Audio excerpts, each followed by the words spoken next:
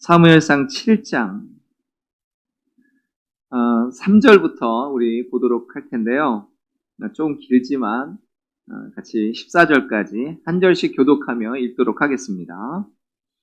3절입니다. 사무엘이 이스라엘 온 족속에게 말하 이르되 만일 너희가 전심으로 여호와께 돌아오려거든 이방 신들과 아스다롯을 너희 중에서 제거하고 너희 마음을 여호와께로 향하여 그만을 섬기라. 그리하면 너희를 블레셋 사람의 손에서 건져내시리라.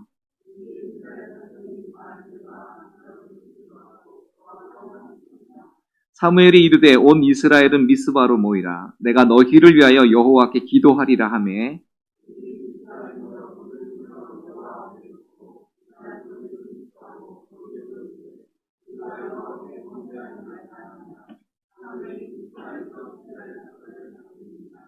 이스라엘 자손이 미스바에 모였다 함을 블레셋 사람들이 듣고 그들의 방백들이 이스라엘을 치러 올라온지라. 이스라엘 자손들이 듣고 블레셋 사람들을 두려워하여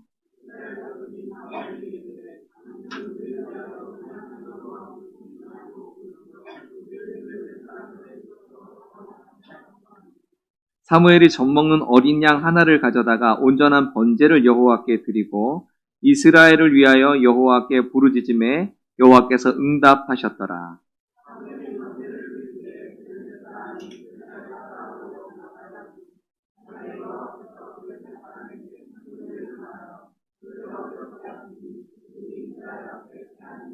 이스라엘 사람들이 미스바에 나가서 블레셋 사람들을 추격하여 벳갈 아래에 이르기까지 쳤더라.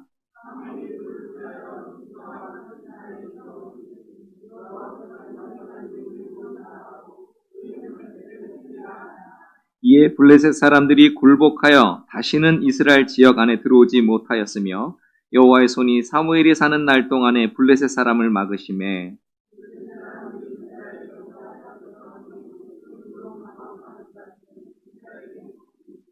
이스라엘이 그 사방 지역을 블레셋 사람들의 손에서 도로 찾았고 또 이스라엘과 아모리 사람 사이에 평화가 있었더라. 아멘, 아멘. 오늘 우리가 읽은 본문 말씀은 이스라엘의 역사 가운데 굉장히 중요한 전환점이 되는 그러한 시기의 사건을 말합니다. 이 사건으로 인해서 사사시대를 지나오면서 이스라엘이 굉장히 영적으로도 많이 모든 환경적으로 어려움을 겪었었는데 이것이 다시 완전히 이렇게 반전되는 그러한 시기가 그러한 일들이 벌어졌습니다. 오늘은 아까 우리 권사님 기도하신 대로 우리 6.25 73도를 맞았습니다. 그래서 원래는 산상수훈의 이런 말씀을 저희가 계속 하고 있는 중인데 6월 달에 호국의 달이기도 하고 또 나라와 민족을 위해서도 우리가 좀 말씀을 전하고 우리가 그리스도인으로서 어떻게 이 나라와 민족을 위해서 준비하고 대할까 이런 부분들을 조금 같이 나누고 싶어서 그런 마음이 계속 얹혀서 오늘 이 말씀을 같이 나누도록 하겠습니다.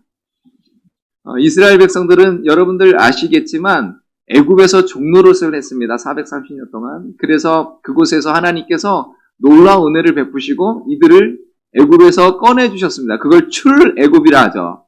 출애굽.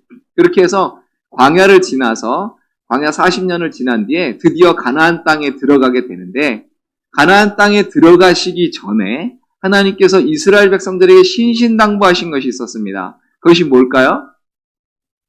그것이 뭐죠? 네. 아시면서 대답 안 하시기 없기. 절대로 우상 숭배하지 말라는 거예요. 그 땅에 있는 그 우상을 절대로 숭배하면 안 된다. 제발이야. 그랬는데 이스라엘 백성들이 들어가서 우상 숭배를 했을까요? 안 했을까요? 네. 안 했으면 제가 이런 얘기를 안 하겠죠. 우상 숭배를 했어요. 그렇게 신신당부를 했음에도 불구하고 오히려 이들은 광야에서보다도 더 강팍해지고 더 타락했습니다. 가나안 땅에 들어가서 약속의 땅 가나안에 들어가서 그들은 그러면 왜 그렇게 됐을까? 그들이 경험하지 못했던 새로운 신들을 접하게 됐어요. 여러분, 하나님이 그렇게 하지 말라고 하는 걸 왜 그들은 들어가서 그렇게 쉽게 그런 우상 숭배에 젖어들었을까요? 매력적이야 그래요. 매력적이라서. 별로 안 땡기면 하나님 하지 말라 그랬어. 그러고 안 하면 되는데 안 하기엔 너무 매력적이었던 거예요. 여러분 그들은 어떤 신입니까? 우리가 아는 대로 다곤신, 아스다롯신, 바알신 이런 신들인데 여기 그냥 푹 빠지고 말았어요.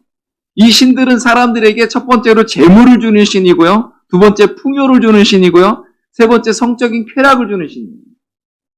우리가 요한일서에 보는 것처럼 육신의 정욕과 안목의 정욕과 이생의 자랑을 아주 세트로 갖고 있는 그러한 것이 바로 이 우상인데 여러분 사사시대를 이렇게 보면은 이스라엘 백성들이 계속해서 그런 우상 숭배에 빠져 있었던 것을 봐요. 그런데 그들이 그렇다고 여호와 신앙을 버렸느냐? 하나님을 섬기지 않았냐? 아니요. 여호와 신앙도 갖고 있고 우상도 숭배하고 이런 양다리를 걸치고 있었다는 거죠. 여러분 사사기의 마지막 구절을 우리가 한번 보기를 원합니다. 사사기의 마지막 구절 같이 한번 읽어보죠. 시작. 그때 이스라엘에 왕이 없으므로 사람이 각기 자기의 소견에 옳은 대로 행하였더라. 아멘. 그 당시에 왕이 없었다라고 얘기합니다. 맞습니다. 표면적으로는 인간 왕은 없었어요. 그런데 이스라엘의 왕은 원래 누굽니까? 하나님이세요. 하나님. 그러니까 이스라엘이 왕이신 하나님을 섬기지 않고 왕이신 하나님의 통치를 받지 않으니까 어떤 일이 벌어졌냐면 자기가 옳은 대로 행했다는 거야. 아, 이렇게 하는 게 맞는 거야. 이렇게 하면 될 거야. 라고 생각하고 살았다는 거예요. 그래서 자기 마음이 끌리는 대로 그 땅에 있는 우상들의 그 매력적인 것에 끌리는 대로 그냥 살아버리고 말았습니다. 그러니까 그때 이스라엘 왕이 없었다라고 하는 것은 하나님을 왕으로 인정하지 않았다는 것이죠. 그러다 보니까 그런 타락한 일들이 벌어졌고 하나님께서 그 말씀하신 대로 너희들이 만약에 나를 떠나게 되면 나를 떠나서 이렇게 하면 우상을 섬기게 되면 너희들이 쫓아낸 그 민족들이 너희를 찌르는 가시가 될 거다라고 하셨는데 정말 그 말씀대로 이스라엘 백성들이 그 주변 나라들이 굉장히 고통을 받게 됐는데 특별히 어떤 나라에서 고통을 받았냐면 블레셋이라고 하는 나라의 공격을 많이 받았습니다. 그래서 역사 가운데 굉장히 블레셋하고 전쟁을 많이 해요. 여러분 지금 팔레스틴이라고 하는 그 지역 있잖아요. 거기에요. 그러니까 그쪽. 그걸 블레셋이라고 합니다. 그런데 그런 나라하고 계속 전쟁을 하다 보니까 좀 이렇게 싸워서 좀 이기면 참 좋잖아요. 근데 사무엘상을 보면 우리가 읽어보시면 어떤 일이 있었냐면 이들이 전쟁을 하고 이긴 게 아니라 졌어요. 졌다고요. 그러니까는 이거 안 되겠다. 우리가 비록 군사적으로는 좀 딸리고 하니까 우리가 하나님의 법궤를 가지고 나가자. 법궤를 가지고 나가서 싸우면 이길 거다라고 얘기했습니다. 왜요? 왜 그렇게 생각했을까요? 그들이 가나안 땅으로 들어갈 때 광야 40년을 지나고 가나안 땅을 들어갈 때 어떤 일이 있었습니까? 말도 안 되는 그런 군사력이었습니다. 말도 안 되는 힘을 갖고 있었습니다. 그런데도 불구하고 하나님의 법궤를 앞세워서 가면 여리고성이 무너지고 전쟁을 하면 이기는 거예요. 그러니까 하나님의 법궤가 나가면 요단강 막 갈라지고 막 이런 일들이 벌어지니까 하나님의 법궤만 가지고 나가면 우리 이긴다라고 했습니다. 여러분 법궤가 의미하는 건 뭐예요? 하나님이 그들과 함께 하신다. 즉 하나님의 임재를 뜻하거든요. 그러니까 이 법궤를 가지고 나가면 하나님이 우리를 앞서 나가서 우리랑 싸우실 것이다 하고 나갔는데 어떻게 됐을까요? 이겼을까요? 졌을까요? 졌어요.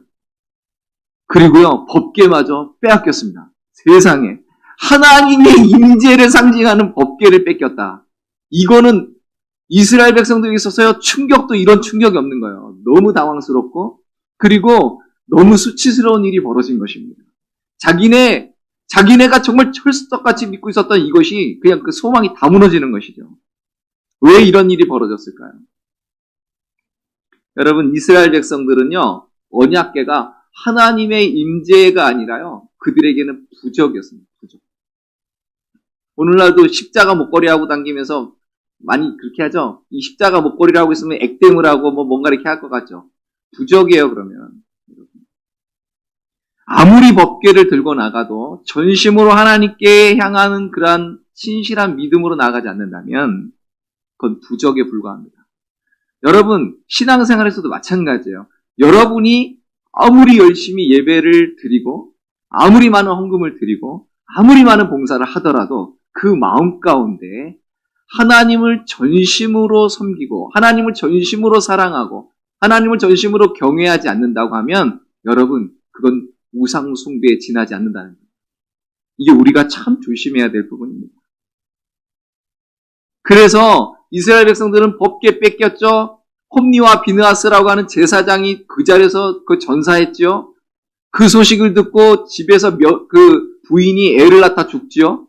그 얘기를 듣고 그들의 아버지인 이스라엘의 영적인 지도자였던 엘리 제사장이요, 뒤로 넘어져 목이 부러져 죽어버립니다. 아주 그냥 쑥대밭이 돼버렸어요. 그런데 그렇게 이스라엘이 영적으로 타락하고 암울하고 참 혼란스럽고 한 이때에 하나님은 누구를 준비하셨냐면 사무엘이라는 사람을 준비하셨어요. 여러분, 하나님께서 사무엘을 준비하시고 이 사람을 하여금 이런 암울한 시대를 하나님께서 다시 뒤집으려고 이제 하시는 겁니다.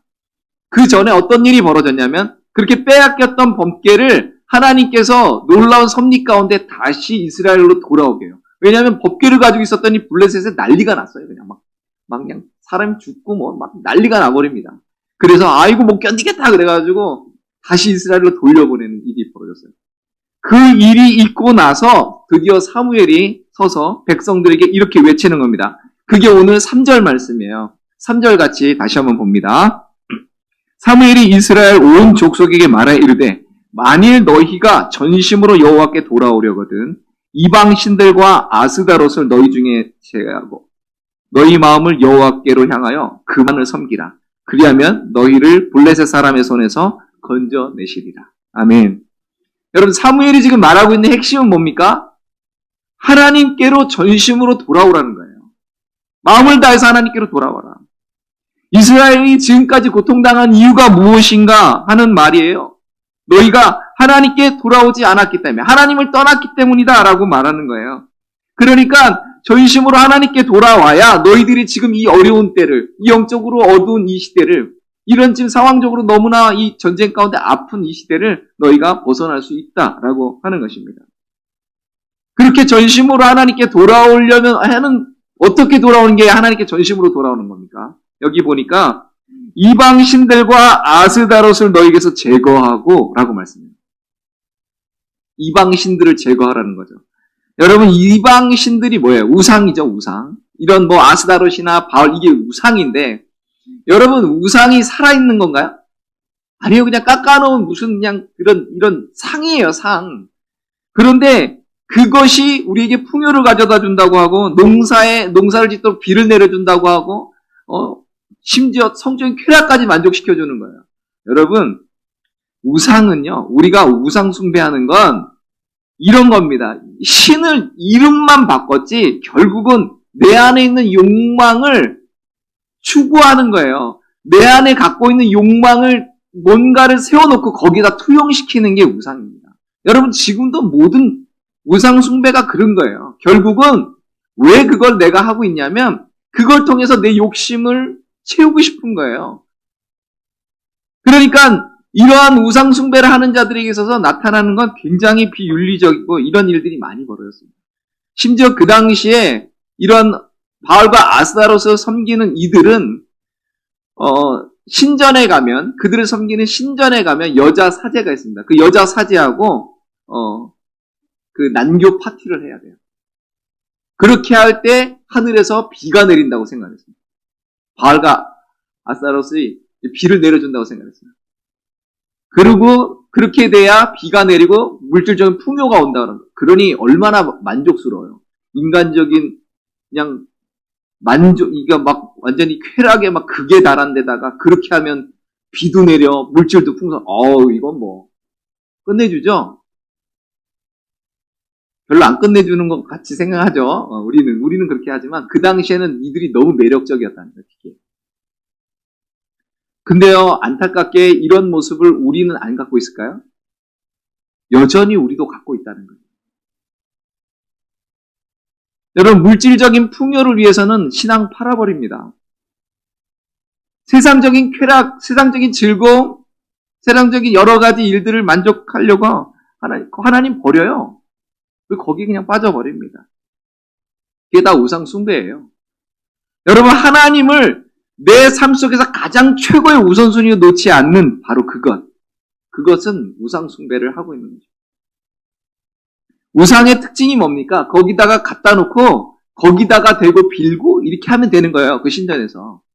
마찬가지로 하나님 우리가 섬긴다 하면서 주일날 교회 와서는 여기서는 전능한 하나님이라 얘기하고 하나님의 사랑을 노래하고 막 하는데 여기를 벗어나는 순간부터 내 마음대로 살아요. 하나님은 온데간데 없어지고 내 마음대로 살아버립니다. 그것은 우상 숭배하고 다를 바가 없는 것이죠.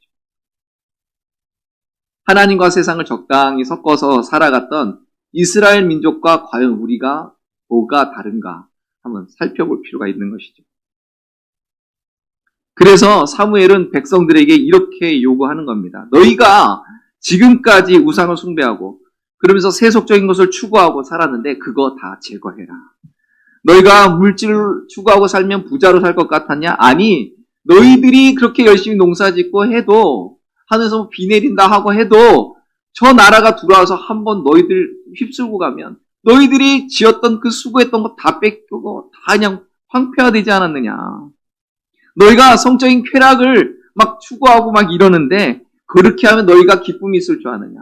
그 일로 해서 너희가 얼마나 많이 망가졌느냐. 가정 무너지고 뭐 다 망가지는 거죠. 여러분, 솔제니친이라고 하는 사람이 있습니다. 그 사람이 1983년에 미국 템플턴 대학에서 강연할 때 이런 얘기를 했습니다.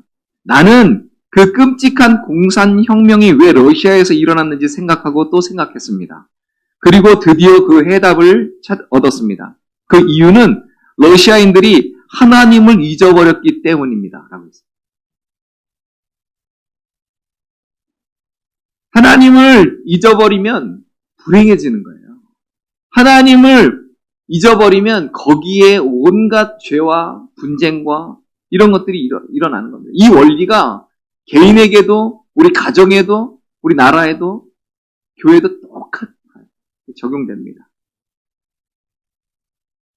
여러분, 이스라엘 역사는 우리에게 물질을 추구하고 그러한 세상적인 즐거움을 추구하는 것이 우리에게 행복을 가져다 주지 않는다. 우리에게 복을 가져주지 않는다는 것을 분명히 보여주고 있습니다.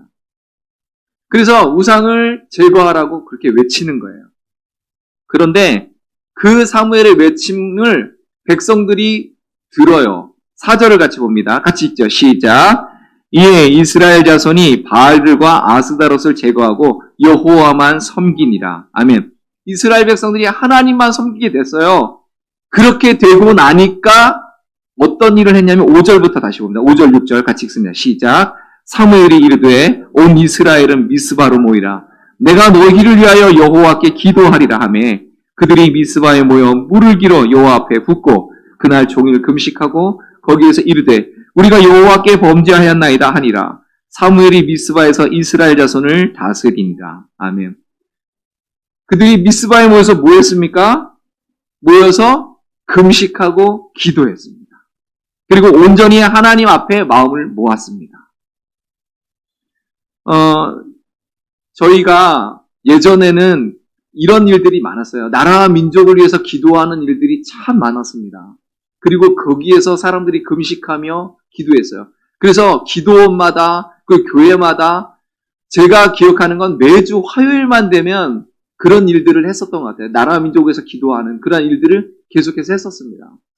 오늘날 이런 부분들이 너무 많이 약해졌어요. 이유는 바쁘다예요. 바쁘다. 할 일 너무 많고 바쁘다. 여러분, 명분은 있죠. 바쁘고 피곤하고 하죠. 그런데 여러분, 그렇기 때문에 기도를 안 하면 무너지는 거예요.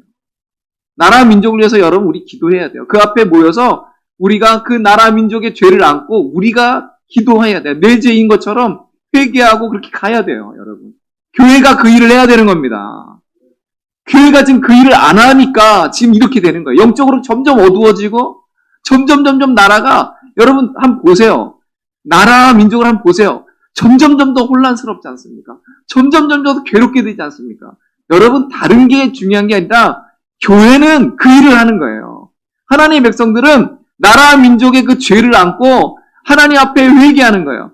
하나님 이 나라 민족을 이끌어 주시옵소서라고 기도하셔야 되는 거예요. 그 일을 먼저 하셔야 되는 겁니다. 여러분 6.25 전쟁이 정말 우리 민족 가운데 너무 아픈 그러한 역사예요. 여러분 이것 때문에 얼마나 많은 사람이 죽었는지 아시죠? 남북한하고 뭐 여러 합쳐서 450만 명이 죽었어요. 여러분 우리나라 인구가 지금 5천만 정도 된다는데 거의 10분의 1이 죽은 거예요. 이 중에서 10분의 1이 죽었다고 생각해보죠. 얼마나 끔찍해요. 여러분 생각만 해도 끔찍하지 않습니까? 그 일 때문에 이산가족이 1,000만 명이 발생했습니다. 그러니 참 두고두고 아프고 힘들고 이런 건데 여러분 그래서 우리가 6.25 얘기하면은 좀 이러한 이게 왜 일어났느냐 너 때문이다 우리 때문이다 뭐 여러 가지 막 있고 하는데요. 여러분 그런 거 다 차치하고 여러분 6.25는 분명히 우리를 하나님 앞에 범죄한 것을 다룬 거예요. 여러분 일제강점기 때 한국교회가 하나님 앞에 엄청난 범죄를 했습니다. 여러분 신사참배했잖아요. 그것 때문에 순교한 분들도 많지만 거기에 타협한 사람들이 한둘이 아니거든요. 여러분 그거 제대로 회개 안 했어요. 솔직히 말해서. 하나님이 다루신 겁니다. 여러분 이거를 그냥 우연이라고 생각하시면 안 돼요. 이렇게 얘기하면 저 또 이상한 소리 한다 그러고 막 이런 사람들이 있거든요. 여러분 한번 기도해 보십시오. 영적으로. 그리고 성경 보시고 한번 잘 보십시오. 우리의 역사 가운데 우연은 없어요. 하나님은 우연하게 역사하는 법이 없어요. 우연을 가장한 필연 속에서 역사하시는 하나님이에요. 그래서 여러분 우리는 회개해야 됩니다. 그 죄를 회개해야 돼요. 그리고 너 때문이야 라고 하지 마시고 내 죄로 안고 어차피 우리 교회가 잘못한 거예요. 우리가 잘못한 겁니다. 첫 번째는 목사들이 잘못한 거예요. 물론 여러 가지 이유는 있었대요. 그 신사참배에 한 번만 머리 숙이면 우리 성도들이 살아나거든. 근데 내가 이거 한 번 안 숙임으로 말미암아 우리 성도들이 다 잡혀가서 고문당하고 죽고 하는 거, 그 목사가요, 못 견디는 겁니다, 그거. 여러분 같으면 어떨 것 같습니다. 여러분이 만약에 목사님이야. 근데 여러분이, 목사님이 그냥 한 번만, 예배 때 그냥 잠깐 이거 한 번만 하면 성도들 예배 여전히 드리게 해주고 그냥 살아. 근데 그거 한 번 안 하면, 그 잠깐 한 30초 되는 거 안 하면, 여기 있는 사람들 끌려가고 고문당하고 막 이런 일이 벌어져. 여러분 그러면 어떡하고? 너무너무, 그러니까 여러분 비난하면 안 돼요. 그분들이 정말 신앙을 배교해서 그런 분이 있는가 하면 정말 그렇지 않고요. 피눈물을 흘리면서 그런 분들도 있었다는 겁니다. 그러니까 여러분 비난할 게 아니라 그러한 우리의 연약함을 들고 나가서 하나님 앞에 회개하자고요. 그게 긍휼 아니에요, 여러분? 그게 긍휼이잖아요. 하나님 원하시는 긍휼이 그거 아니겠어요? 그러니까 비난하지 말고 우리가 서로를 그래 아파서 연약해서 그런 거니까 우리 서로가 너도 나도 똑같아. 우린 예수님밖에 없어. 예수님의 은혜밖에 없어. 예수님 앞으로 우리 나가자라고 기도하는 그러한 일이 있어줘야 되는 거예요, 여러분. 여러분 근데 6.25 이런 아픈 역사가 있지만 그럼에도 불구하고 또 좀 희망적인 얘기를 하는 분들이 있어요. 저희 그 교단에 김명영 목사님이 있습니다. 그분이 우리 학장님이시기도 하셨는데 그 교수님이 이런 얘기를 했습니다. 그분이 쓴 글 중에 있어서 제가 한번 소개합니다. 좀 한번 띄워주실래요? 6.25 전쟁이 우리나라와 민족에게 참으로 불행한 전쟁이었지만 전쟁과 재난을 통해서도 은혜와 사랑을 베푸시는 하나님의 섭리의 관점에서 볼 때 저에게 있어서는 물론 한국교회에 있어서 매우 귀중한 사건이었다고 고백하고 싶습니다. 이분 6.25를 실제로 겪은 분이에요. 6.25 전쟁이 일어났을 때 부산으로 피난을 간 한국교회 목회 지도자들 수백여 명이 한 곳에서는 한경직 목사님을 중심으로 또 한 곳에서는 박윤선 목사님을 중심으로 며칠 동안 금식하면서 회개의 기도를 드렸는데 그 일로 인해 한국교회 안에 회개운동이 계속해서 일어나기도 했습니다. 우리들이 하나님께서 기뻐하시는 신앙생활을 올바로 하면서 전쟁이 재발되지 않도록 민족의 화해와 평화와 하나됨이 이루어지도록 최선을 다하여 기도하여야 할 것입니다. 하나님께서 우리 남북한 사람들에게 긍휼과 용서와 자비와 사랑과 은혜를 베풀어 주시기를 간절히 바라고 소원합니다. 이렇게 글을 썼습니다. 중요한 거는 그 당시에 그 어려운 지경에서 성도들이 회개했다는 거예요. 여러분, 이게 소망이에요. 여러분, 아무리 어렵고 힘들어도 우리가 하나님을 찾을 수 있다면, 그리고 그 하나님 앞에서 우리의 죄를 정말로 낱낱이 회개하면서 나갈 수 있다면요, 여러분, 소망이 있는 것입니다. 여러분, 지금 우리 사회가 많이 어렵고 혼란스럽고 지금 뭐 여러 가지 어렵지 않습니까? 그런 가운데서도 여러분, 우리가 소망이 있는 거는, 소망이 있기 위해서는 뭐냐면 하나님 앞에 회개하고 나가는 거예요. 지금까지 우리가 하나님을 섬기지 못했던 것, 하나님을 온전히 경외하고 사랑하지 못했던 것, 우리가 그리스도의 사랑으로 사랑하지 못했던 것, 이거 회개하고 나가시는 거죠. 여러분, 6.25 전쟁을 일으켰던 그 김일성이라는 사람도요, 기독교 집안 사람이에요. 여러분, 근데 어떻게 기독교 집안 사람이 그런 일을 벌일 수 있을까? 여러분, 진짜 이분에 대한 기록을 보니까 세례도 받았어요, 실제로. 그런데 나중에 보니까 이 사람은 자기가 그리스도인이 아닌 거를 여러 가지를 이렇게 보여줬어요. 그러니까 기독교의 이런 것들은 너무 잘 알아요. 그런데 자기는 기독교 신앙을 버렸어요. 그러니까 그 기독교를 척결 대상의 1호로 치는 겁니다. 실제로 그래요. 이게 제 말이 아니에요. 기록을 한번 보십시오. 역사 기록을 한번 보십시오. 그러니까 여러분, 바른 진리 가운데에 서서 바른 신앙으로 서지 못한 결과가 바로 이거예요. 그러니 우리가 한번 뒤집어서 만약에 김일성이라는 사람이 정말 예수님을 정말로 믿었다면, 정말 하나님을 경외하고 사랑하는 사람이었다면 이런 일 벌일 수 없죠. 그러니까 우리는 이러한 사실을 기억하고 우리부터 먼저 회개하자고요. 그리고 우리부터 믿음으로 바로 세우고 우리 다음 세대들 말씀으로 믿음으로 바로 세워가는 일을 우리는 해야 되는 것입니다. 이게 기독교인들이 해야 되는 거예요. 여러분, 바른 성경적인 가치관, 그리고 하나님을 경외하고 사랑하는 그러한 정치인, 경제인, 문화인, 예술인, 여러 사람들을 그렇게 길러내야 되는 것입니다. 교회가 해야 될 일이에요. 우리 모두 이러한 회개와 그러한 믿음의 계대가 있기를 주님으로 축복합니다. 이렇게 이스라엘 백성들이 하나님 앞에 회개할 때 역사가 바뀝니다. 이스라엘 백성들이 금식하고 회개할 때 이러한 변화의 역사가 일어났어요. 그런데 여러분, 한 가지 여기서 우리가 기억해야 될 게 있습니다. 그건 뭐냐면, 우리가 이제 하나님 앞에 회개하고 돌아갔으니까, 우리가 하나님께 우리의 삶을 새롭게 했으니까 하나님이 우리를 도와주실 것이다, 이제 형통케 하실 것이다 라고 하는 기대가 있죠. 그런데 여러분, 7절 한번 보겠습니다. 오늘 말씀 7절 읽습니다. 시작. 이스라엘 자손이 미스바에 모였다 함을 블레셋 사람들이 듣고 그들의 방백들이 이스라엘을 치러 올라온지라. 이스라엘 자손들이 듣고 블레셋 사람들을 두려워하여. 여러분, 무슨 일이 벌어졌습니까? 아니, 금식하고 회개하고 하나님을 찾았는데, 아니, 블레셋이 왜 쳐들어옵니까? 왜 나에게 나는 하나님의 뜻대로 살고자 했는데 왜 하나님 나에게 이런 어려움을 주십니까? 왜 나에게 이런 고통을 주십니까? 하는 상황들이 벌어졌다는 거죠. 예전에 우리 부흥 강사님들이 꼭 하는 얘기했습니다. 여러분, 여기서 은혜 많이 받았는데 조심하십시오. 내려가면 여러분, 사단이 여러분을 업어치고 뒤치고 맺히고 하려고 아주 그냥 단단히 벼르고 있으니까 여러분 조심하십시오. 그랬다고요. 아닌 게 아니라 예배 잘 드리고 은혜 잘 받고 갔는데 내려가면 이제 3차 대전 벌어지는 겁니다.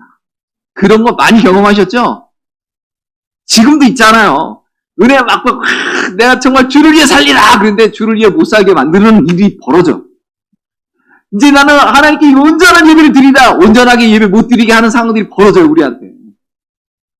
내가 사랑하며 살리라 완전히 신경질 팍 나게 만드는 일이 왕창 벌어진다고요. 왜 그럴까요? 어쩌다가 보니까 우연히 아니요. 사단은요, 우리 주변에서 끊임없이 우리를 넘어뜨리려고요. 우리를 하나님을 믿지 못하게 만들고, 의심하게 만들고, 하나님을 떠나게 만들고, 우상을 숭배하게 만들고, 서로 싸우고 분열하게 만들고, 아예 주변에서 그렇게 만들고 있어요. 그러니까 이거를 항상 기억해야 돼요. 그래야 당황하지 않습니다. 여러분, 물에 들어갈 때 요게 물이 차가울 거야 하는 걸 알고 그러니까 내가 대비라고 들어가면 별로 그게 괜찮아요. 견딜만 해. 근데 이게 그런지 모르고 풍덩 들어가면 차가워! 이러든지 뜨거워! 이러든지 둘 중에 하나예요. 누가 이랬어 뭐 이런 거 있잖아요. 옛날에 그 웃기는 얘기 있지 않습니까?